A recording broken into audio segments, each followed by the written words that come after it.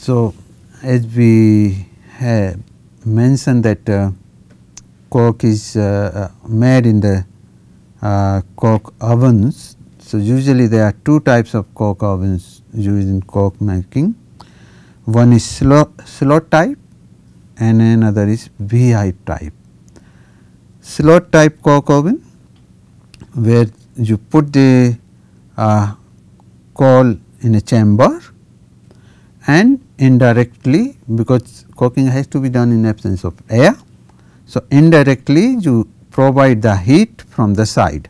So, these are the side chambers. So, clean coke oven gas or pre-warmed combustion air, it comes heated up. So, from the side you are providing the heat to this coal. So, cooking occurs from wall to the center in this one. And once the cooking is over, this is pushed away and taken it out. So, you have different type of ovens, you have not different type, many ovens like this. So, the whole sort of ovens in a row is known as the coke oven battery.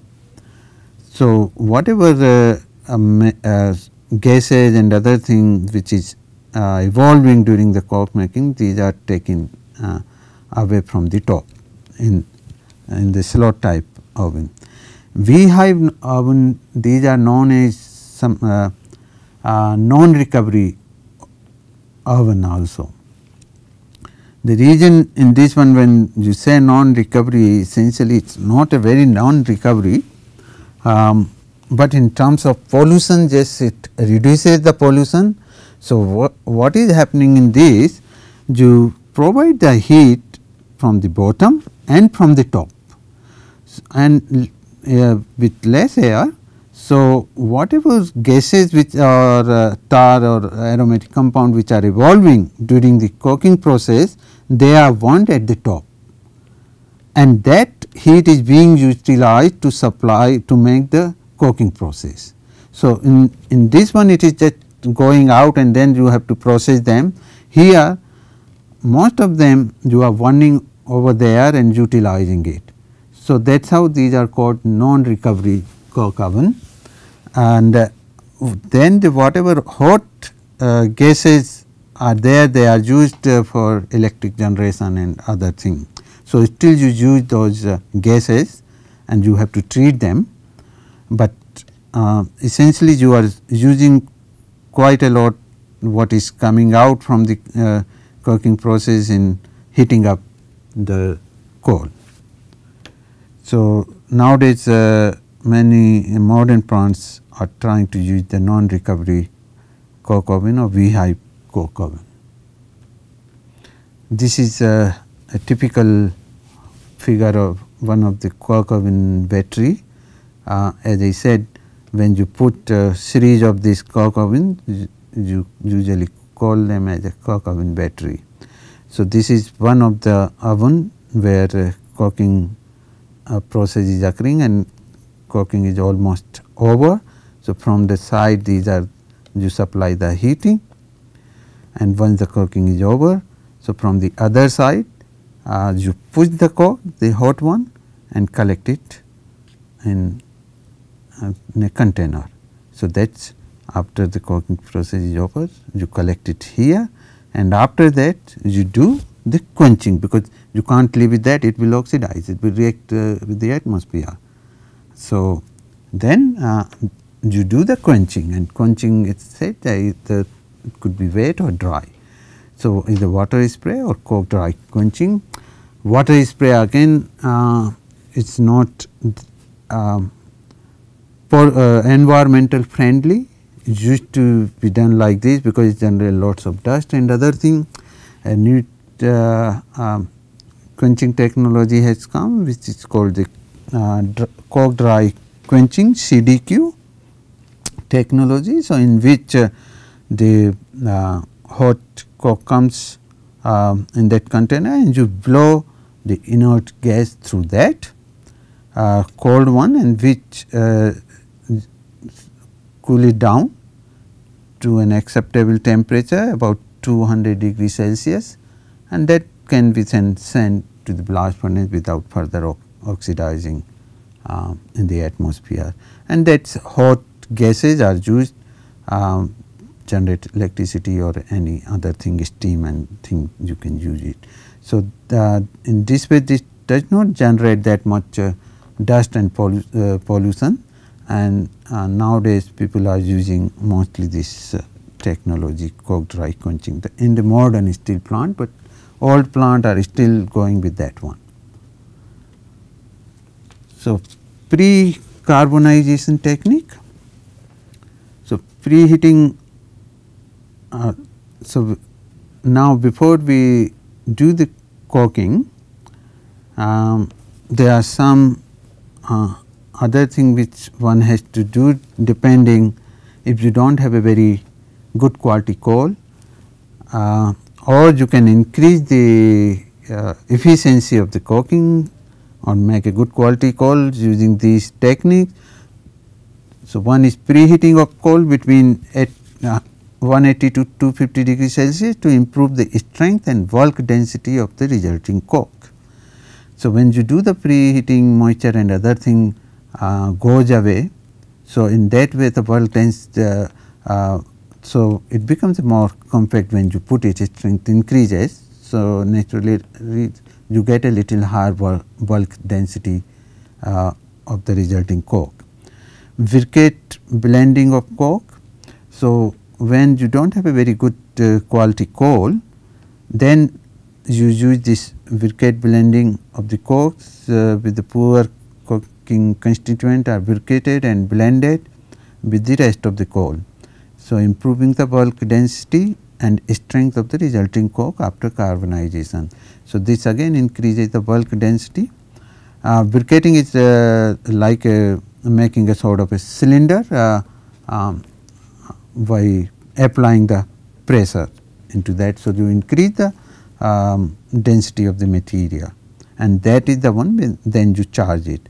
Stamp charging, again the bulk again to increase the density of the coke, final you apply these other techniques, because the bulk density is also quite important. This gives the strength to the coke.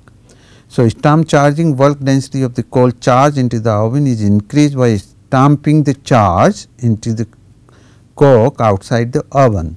So, what you do, you take a coal, you stamp it and outside the oven actually, and once this is ready, then you dump it in the oven. So, these all are done outside the oven. So, low rank, weakly coking and high volatile matter coal can be used to make the coke for that purpose. So, especially when coal is not very suitable, then one of these techniques or all of them can be used to make them suitable for the blast furnace. Coke quality assessment. So, that depends on many parameters, as we discussed many tests for the iron ore, sinters, pellets. Similarly, for coke, some of them are the same which we discussed before, but some of them are different. Chemical composition. So, as I said, these are done with the proximate and ultimate analysis, which is important to determine the ash content and other elemental content. If it has a higher sulfur content and like that, one cannot use, because that will create the problem later on. Reactivity of the coke, the rate at which coke carbon reacts with oxidizing gases like oxygen, CO2, air or steam. So, really we do not need a very high reactive coke. If highly reactive coke is there, then it has to travel from the top, from the throat to your level, and if it is highly reactive, by the time it will reach to the tier level, it may not have sufficient strength and the permeability or porosity to withstand that one and give a proper passage for the gases to escape. So, what we need not a very high reactive coke, because this is in terms of design for hot strength, increased degradation, decreased coke size in the lower part of blast furnace, and that will also increase the coke rate. So, tests are Nippon Steel Corporation test, NSC, coke strength after reaction, CSR or coke reactivity index. These are the few important tests which are required to see the coke has the desired reactivity. Thermal stability at high temperature. Thermal stresses are developed at high temperature, and that can actually decrepitation can happen. So, for better thermal stability, not a very large size uniform, so you do not need a very large size coke, uniform texture, high carbonization temperature and low chemical reactivity. These are the important thing for the coke to become a feed material for the blast furnace. So, like in the charging zone, coke goes into this impact stress abrasion. So, what you need is size distribution, resistance to breakage, abrasion resistance. Granular, that is a stake region. Again the gas permeability is very important, reaction and preheating, all those things are occurring. So, alkali deposition, mechanical stress, abrasion, through these it goes through. So, what you need? Size and stability, it should maintain the size and stability, mechanical strength, abrasion resistance. Cohesive zone, very important. Here is the gas permeability it gives, Verdun support it gives, and in slag drainage. So, gasification by CO2 and abrasion, this resistant to this, it is very important. If it does not have, you know what will happen, no gas will pass through the furnace and very high pressure drop it would be, and then you have to stop the furnace in some cases. So, proper size distribution, low reactivity to carbon dioxide, high strength after abrasion. Active zone, again these are the function of the coke. So, degradation in this one, CO2, abrasion, alkali attack and S reaction. So, size distribution, low reactivity, abrasion. Race zone, combustion occur here, thermal shock, graphitation, impact stress and abrasion. So, strength against thermal shock, because thermal shock is due to the thermal stresses which comes, and due to that it may disintegrate, you do not want that. When we were looking at the picture of dissected blast furnace, you have seen after the raceway region you see quite a big deposit of a small particle coke, that is mostly by abrasion and disintegration that occurs. So, mechanical stress, abrasion resistance. So, these are the requirement of the coke. In Hertz zone, of course, it gives a Verdun support, iron slag drainage, carburization of iron, graphitization, dissolution into hot metal, mechanical stress, the requirement, size distribution, mechanical strength, abrasion resistance, carbon solution. So, mostly you can see the size distribution, abrasion resistance, mechanical strength, low reactivity, these are very important for proper blast furnace coke to become a feed material. Now, strength and abrasion resistance has to undergo a rigorous handling and charging from the coke oven to in front of the tuer. Therefore, strength and abrasion resistance is measured using the SETA index or abrasion indices. So, this of course, we have discussed a bit in iron ore sinter pellets. Here especially for the coke, the test is Micom drum test, IRSI test or ASTM 1, and these are the typical the size distribution, you get it, accepted range, harmonic mean size, arithmetic mean size, and the cold strength, these are sort of a test you do it, and the best value is indicated over here. Similarly, stability in the Stokes-Yard and other places, strength after the reaction, so cold strength reactivity, this NSC test, reactivity NSC test, and the best value of those. So, these summarizes what the good coke to become a feed material for the blast furnace should have the values. So, this is very important. We will give you a one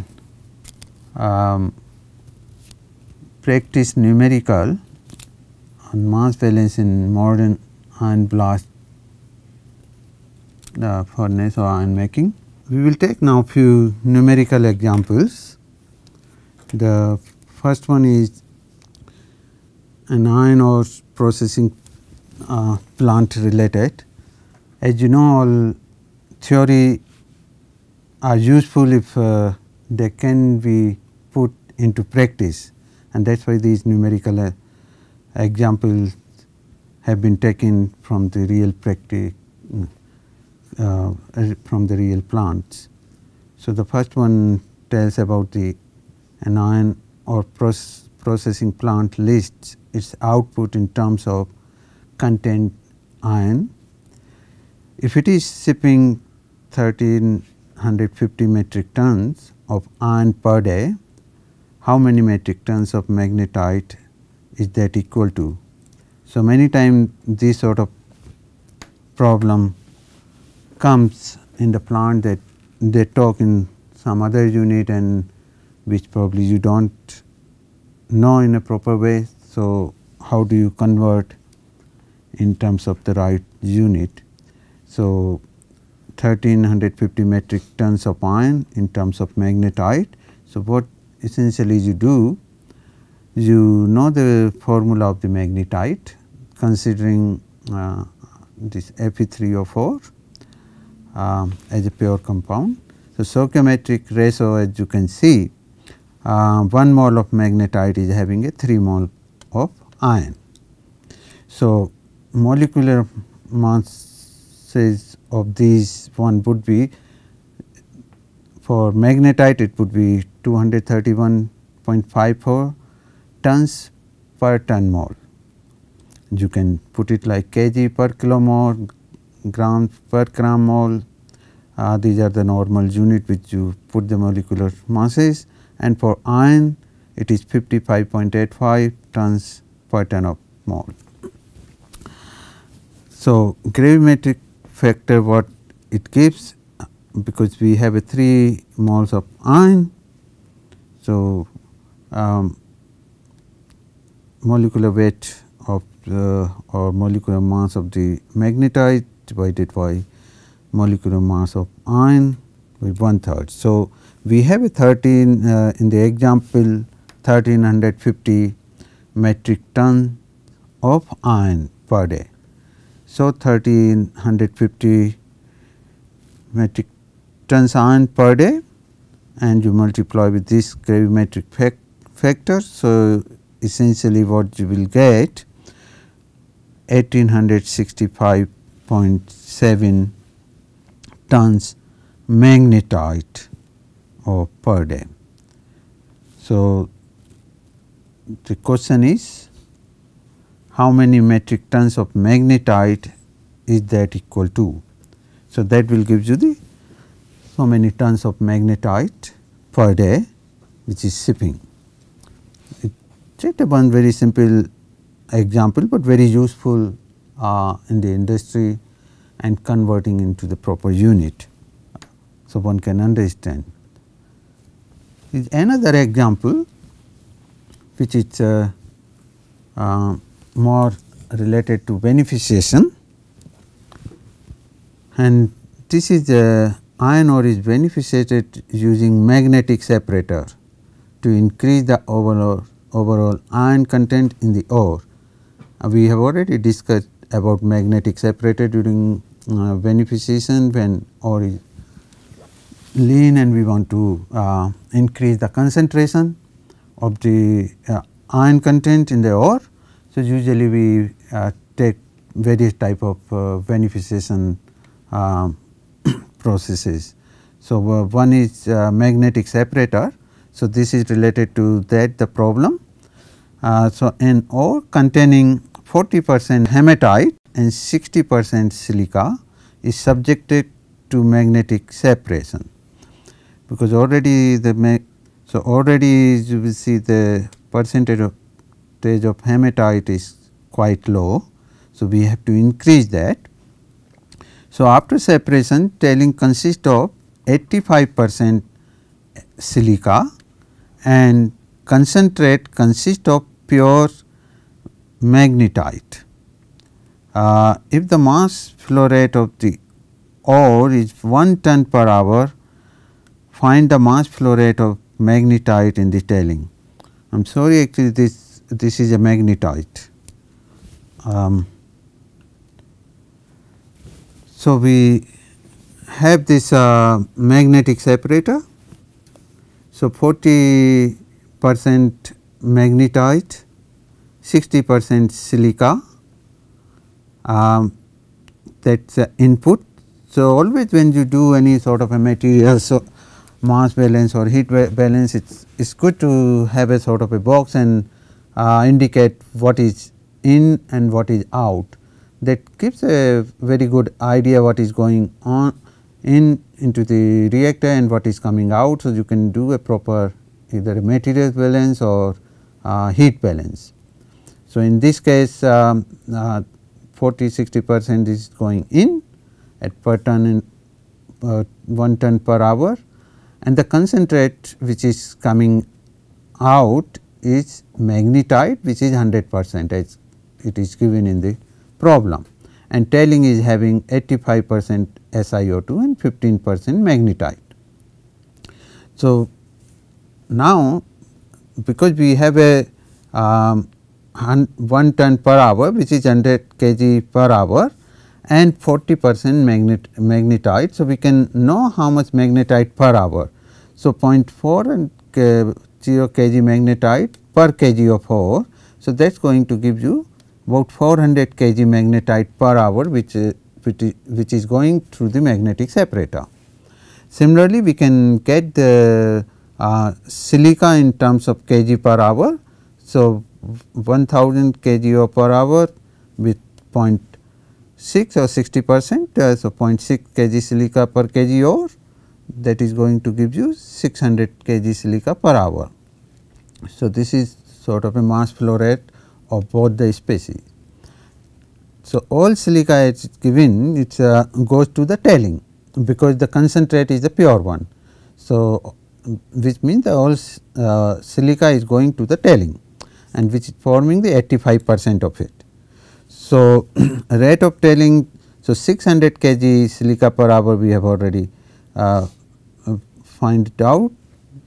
So, 85% actually is going in the tailing.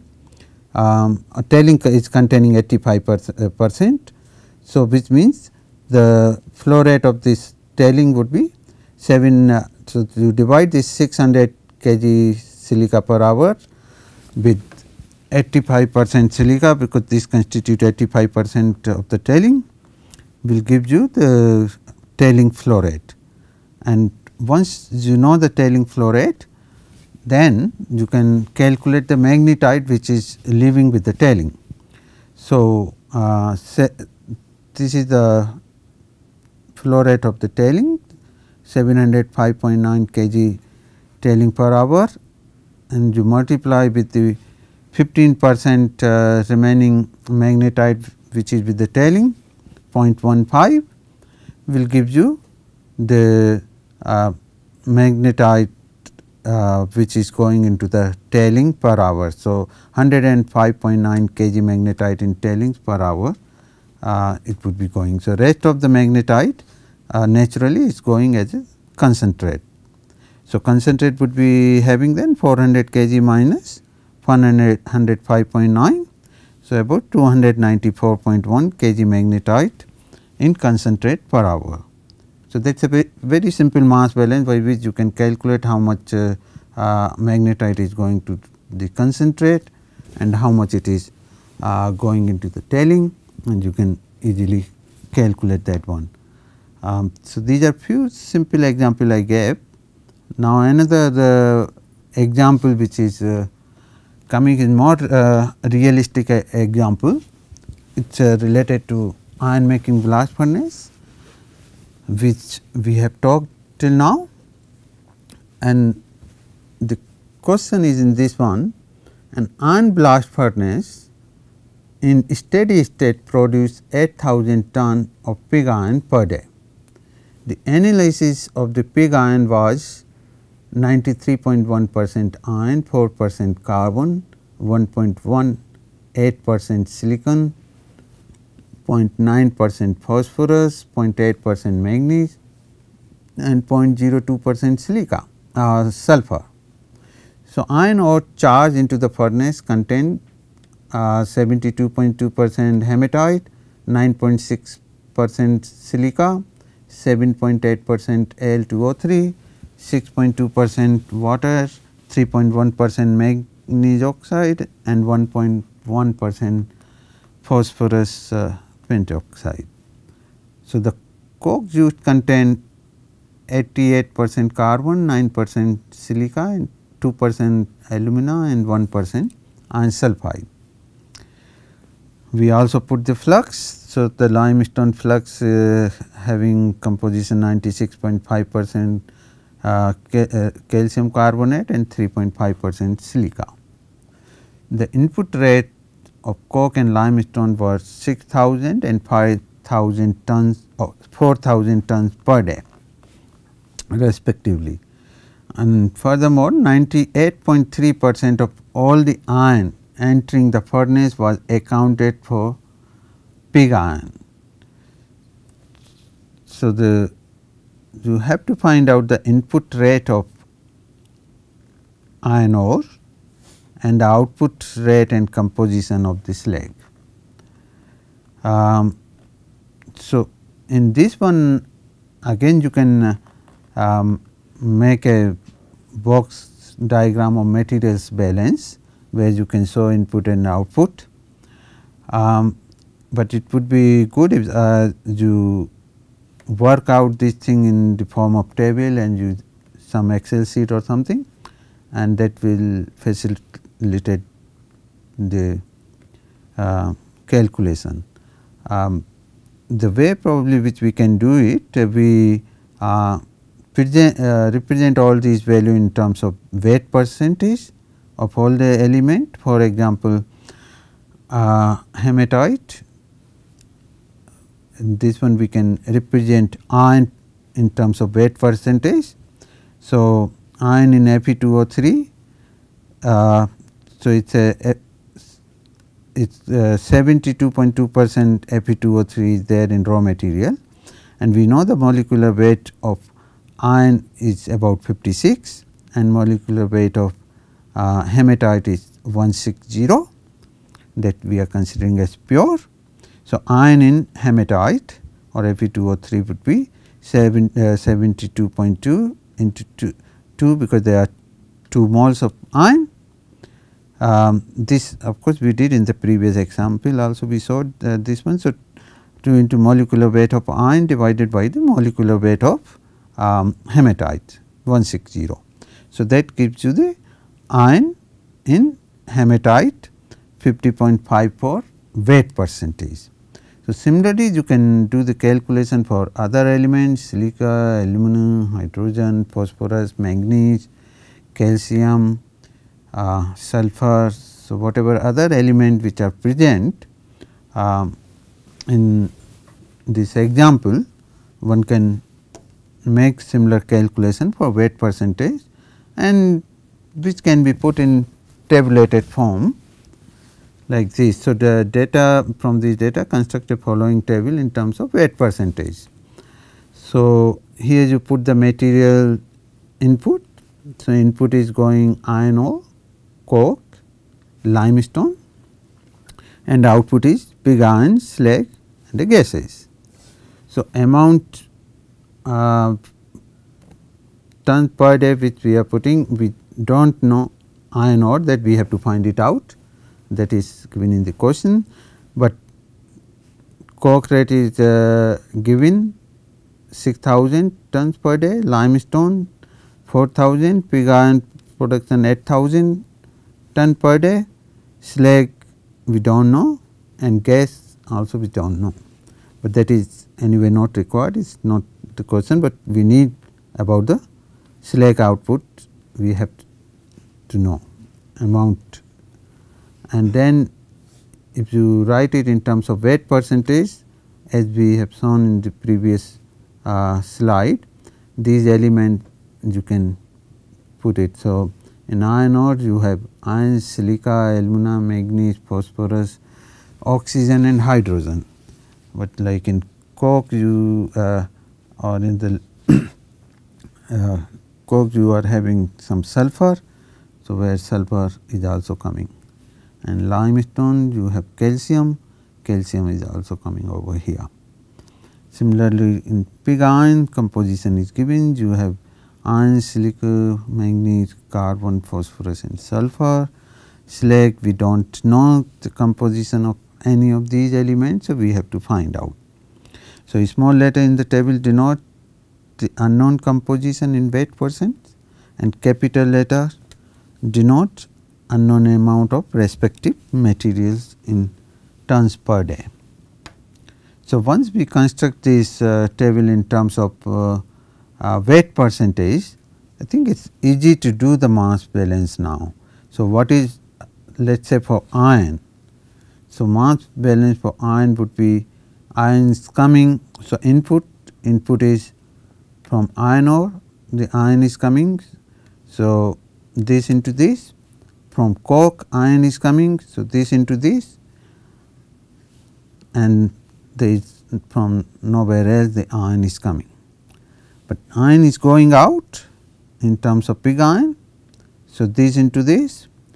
So, this should be equal to this into this plus this into this. Also iron we are getting lot in slag.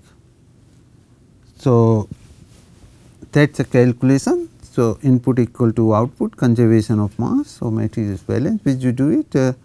So, consider the mass balance for iron. So, iron in iron ore and coke, similarly output iron in pig iron and slag. So, as I have shown you in the previous table, so this would be the valence for the iron. Now, 98.3% of all the iron entering this furnace was accounted for pig iron as given in the problem. So, this is already given to us. So, hence iron in pig iron divided by iron in slag should be in this ratio. So, remaining 1.7% goes into the slag, when 98.3 is going into that. So, this gives you, when you do the calculation, the iron in slag is and by solving these two equations, you can get the amount of iron ore input. So, you get the input rate of iron ore in that way, 14,915.7 tons per day. Once we know that, then we can calculate the iron in the slag by finding that. So, you get it 149 tons per day. Similarly, you can calculate other elements present in the blast furnace. For silicon, you can do the mass balance, and then silicon input in the slag, manganese input in the slag, aluminum, phosphorus, and phosphorus, all the phosphorus goes, as you will see in this one, all the phosphorus is going to the pig iron. So, really you do not get phosphorus in slag. Calcium you can get that, and sulfur also you can get in a similar way. So once you get this, you can calculate even the percentage form. So now in terms of composition, what we need a sort of a conversion factor. So molecular weight of metal oxide and molecular weight of the metal. So in terms of hematite in slag, so iron in slag, conversion factors. So iron in slag from mass balance we know 149.15 tons per day. So conversion factor, because this is coming from Fe2O3, so 160 divided by 56, it's going to give you, so no actually though this is this one, but actually iron in the slag in the form of FeO. So you have to consider about the FeO. So molecular weight of metal oxide, FeO is 72 divided by molecular weight of metal 56 multiplied with this iron in slag. So it is going to give you FeO in slag 191.76 tons per day. So total slag, that when you convert in terms of percentage, these things you will find from the table in the next slide, is about this amount. So when we know the total slag, we can convert the percentage. So FeO in slag is this and total amount of slag is this, that is going to give you 3.25% FeO in the slag. Similar calculation we can do for SiO2, for CaO and other oxide which are present in the slag. So mostly FeO, so we got 3.25%, then you have SiO2, you have Al2O3, manganese oxide, calcium sulphide and calcium oxide. These are the oxide which are present in the slag. So in a similar way we do the calculation for these other oxide, you can then calculate the percentage of these oxide into the slag. So as we said, once we know tons per day, so we can calculate tons per day for all of these oxide and we can add them up. So we can get the total slag. So total slag actually is made of this, and that is how then this divided by this we get the percentage. This divided by total amount of slag, you get this percentage.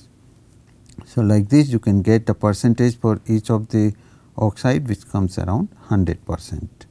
So you can see the silica and lime is the major, silica, lime and alumina is the major constituent of the slag in this example.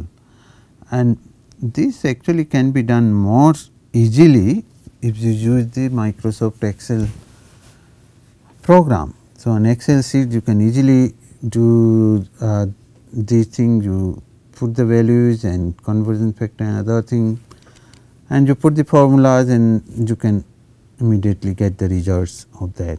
So it would be good for a complex problem like this, one should use the Microsoft Excel program, and that would be much easier to solve the problem after putting the things, and even the composition changes, you can see the effect of various element also. If you change it, what would be the composition of the slag and like that. So now we will come to the next topic, which is about the auxiliary fuel. And